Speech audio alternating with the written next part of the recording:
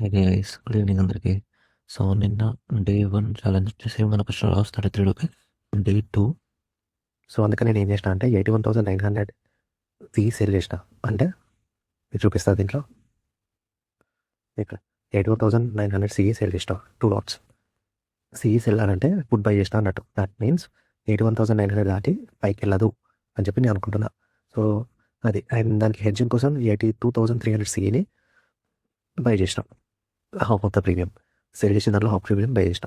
So దీనికి target వచ్చేసి 1,500 పెట్టుకున్నా. కింద కనిపిస్తున్నా టార్గెట్ 1,500 పెట్టుకుని స్టాప్ లాస్ 1,000 ఇస్తా. సో ప్రజెంట్ అయితే ప్రాఫిట్ 770లో నాకు అవుతుంది.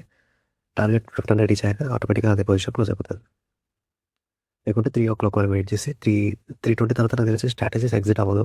సో బిఫోర్ 3:20 అప్పుడు సిచ్యువేషన్ బట్టి నేను క్లోజ్ చేయాలి ఏంటిదని చెప్తాను.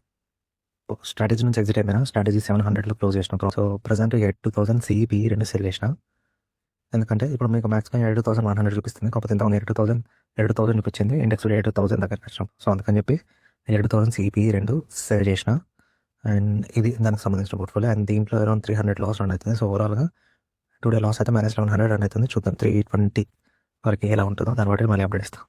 ఇప్పుడు ఏదైతే పొజిషన్స్ ఉన్నాయో ఆ పొజిషన్స్ నుంచి ఎగ్జిట్ అవుతున్నా. సో డే 2 లాస్ వచ్చేసి 510 రూపీస్.